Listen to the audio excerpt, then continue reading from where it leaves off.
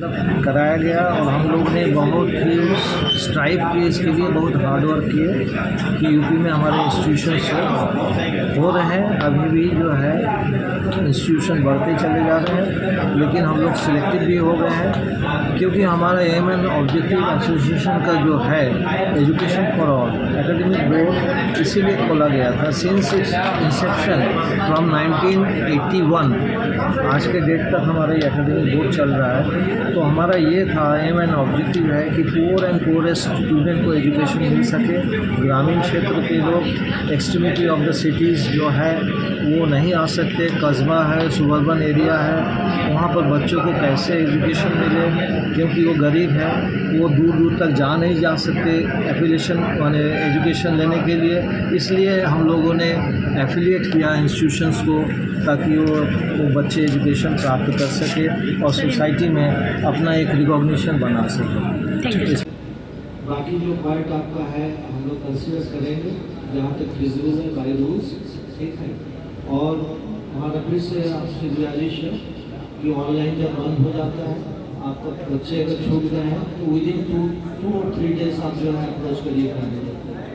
ये नहीं कि 1 महीने बाद 1.5 महीने बाद या exam on the verge of examination commencement of examination जो है उस समय आप बोल रहे हैं तो वो कभी नहीं होगा, इसको आप ध्यान रखिए। और हमारा ये रिक्वेस्ट है कि आप लोग प्रॉम्प्ट हो जाइए, पंक्चुअल हो जाइए, टाइम से भेजिए, ठीक है सर। नहीं तो करने में कितना प्रॉब्लम है। 215 इंस्टीट्यूट 210 इंस्टीट्यूट को हैंडल करना एक कंट्रोलर के लिए not a matter of joke.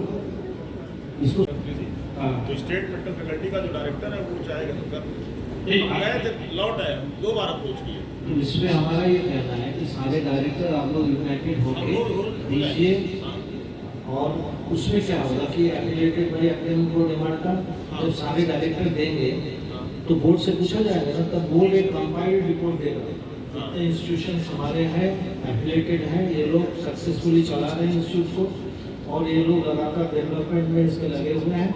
आप सारे डायरेक्टर को यूनाइट होना पड़ेगा, कंबाइंड एक अपील देना पड़ेगा, उसके साथ जो है बोर्ड का रिकमेंडेशन लेटर है।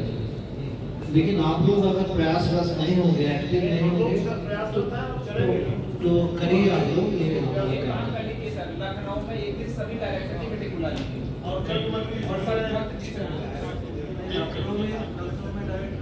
है ना। जितना भी सैंपल लेने से, आप बात समझिए, सैंपल लेने से लेकर के ट्रीटमेंट करने तक, अब सैंपल लेना, टेस्ट करना और रिपोर्ट जनरेट करना, ये सारे काम लैब टेक्नोलॉजिस्टों के कंधे पर था। और इतना बड़ा उपलब्धि हुआ कि आप बात समझ सकते हैं कि इंडिया में सबसे ज़्यादा यानी जल्दी रिकवरी हुआ है इंडिया में, और उसका यानी कोविड वॉरियर में फर्स्ट लाइन कोविड वॉरियर से नवाजा गया है लैब टेक्नोलॉजिस्ट। समझ सकते हैं कि कितना काम कर रहे हैं हम। दूसरा बात कि क्या क्या आपको रखना ज़रूरी है, जो नॉर्म्स पालन नहीं करते हैं उनको हम एप्लीकेशन नहीं देते। दूसरा बात आप देख रहे थे कि इसमें मन की बातें में प्रधानमंत्री भी हमारे कैडर को सराहना किए और उसमें प्रकाश कांडपाल जी थे जो प्रधानमंत्री को अपने बारे में, अपने कैडर के बारे में उन्होंने यानी वो किया। हम देश स्तर पर चलता है, ऐसा नहीं है कि केवल BHU और बनारस और यूपी में चलता नहीं है, देश स्तर पर। अपना इंट्रोडक्शन दे दें। I am doctor BN Shukla, chairman of academic board एमाल्टा। डॉक्टर साहब, किस तरह का एकेडमी बोर्ड की मीटिंग चल रही है?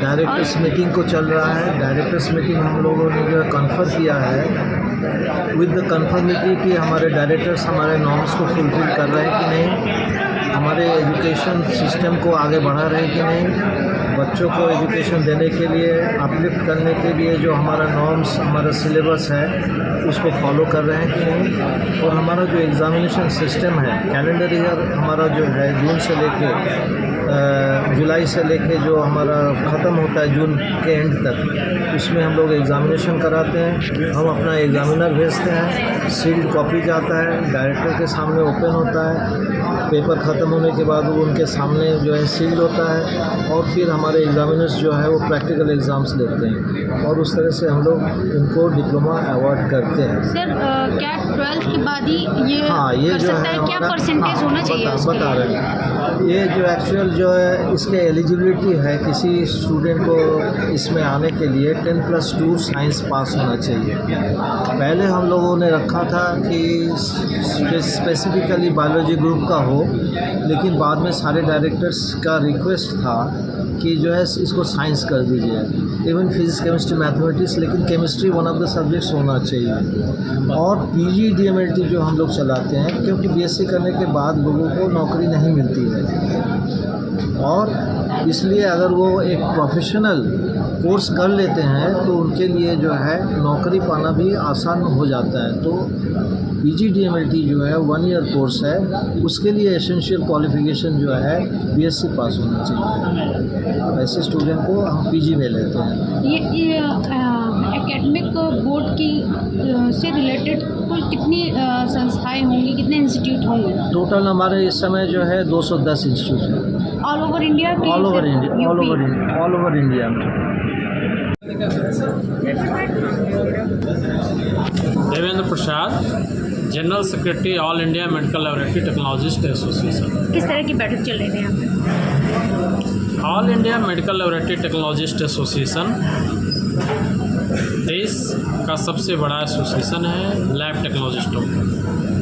हम लोग लैब टेक्नोलॉजिस्टों के अपडेट के लिए हमेशा प्रोग्राम करते हैं, जिसमें साल भर में एक बार साइंटिफिक प्रोग्राम भी करते हैं और दूसरी बात कि साल में 2 सीईसी मीटिंग करते हैं, सेंट्रल एग्जीक्यूटिव कमेटी की मीटिंग। उस मीटिंग में हम अपडेट के लिए तय करते हैं साइंटिफिक मुद्दाओं को, साइंटिफिक सेमिनार, सारे एकेडमिक सेशन।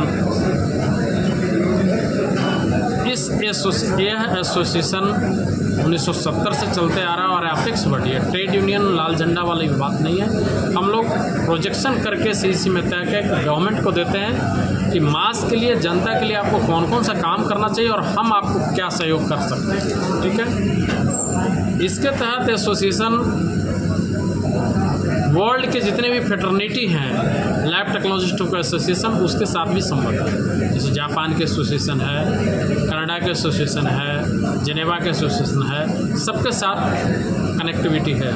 ठीक है, उसके तहत इंडिया में हम लोग कई एक बोर्ड बनाए हैं जिसको काम करने के लिए। जैसे हमारा फॉरेन कोलैबोरेशन कमेटी है जो फॉरेन के एसोसिएशन के साथ कंपैक्ट कर करके और ऑल इंडिया में बाहर में क्या चल रहा है उसको हम लोग ला करके देते हैं और यहाँ कॉन्फ्रेंस के माध्यम से इंडिया में लेकर आते हैं। उसी तहत एक बोर्ड है हमारी एकेडमिक बोर्ड। एकेडमिक बोर्ड का ये मीटिंग चल रहा है। ठीक है, एकेडमिक बोर्ड का काम है जो हमारे लैब टेक्नोलॉजिस्ट हैं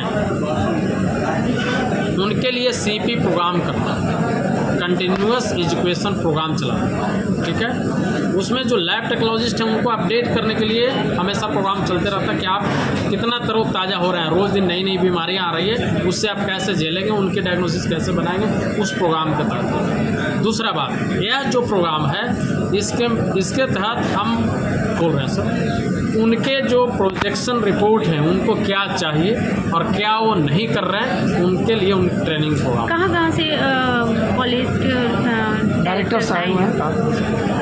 ये तो आपको एक लिस्ट मिल जाएगा कहाँ से आए हुए हैं। ठीक है, लेकिन यूपी रीजन का और उत्तराखंड के डायरेक्टर्स यहाँ पे आए हुए हैं। किस तरह से बच्चे इस एकेडमिक बोर्ड में अगर अपनी शिक्षा लेते हैं तो किस तरह उनको आगे जाके बेस्ट प्लेटफॉर्म मिल सकता है और जॉब मिल सकता है? हमारा एकेडमिक बोर्ड का जो सिलेबस है, सिलेबस ऑल ओवर इंडिया के जितने भी यूनिवर्सिटी हैं उसके सिलेबस को के नज़रअंदाज बनाया गया है और उस सबको नज़रे में रख करके बनाया गया है और उस सिलेबस के तहत हम लोग बच्चे को स्टडी कराते हैं और स्टडी कराने के बाद उसका एग्ज़ाम लेते हैं। और बच्चे हमारे हैं यहाँ टाटा कैंसर इंस्टीट्यूट में हैं, उसमें PHU में हैं और कई एक जगह हैं, हेरिटेज मेडिकल कॉलेज में हैं। 2 साल के कोर्सेज हैं, कोर्सेज के बाद क्या प्लेसमेंट भी इसी के थ्रू होता है? प्लेसमेंट के लिए अपने होने से बच्चे जाते हैं, इंटरव्यू देते हैं। हमारे सिलेबस इतने अच्छे हैं कि सिलेबस की तैयारी के हिसाब से बच्चे हमारे कोई बैठे हुए नहीं हैं, सारे लोगों का प्लेसमेंट हो ही जाता है। इसलिए क्या फीसेस हो रहे हैं इसकी 2 साल? फीसेस तो कॉलेज तय करती है, एकेडमिक बोर्ड तो एकदम नॉर्म से गरीब और गुरबों के लिए है, इसलिए बहुत कम हर कॉलेजेस में अलग अलग वो अपने इंफ्रास्ट्रक्चर के हिसाब से कैसे टीचर बहाल कर रहे हैं, कितने इंफ्रास्ट्रक्चर हैं, उसके हिसाब से वो तय करते हैं फीस। ठीक है।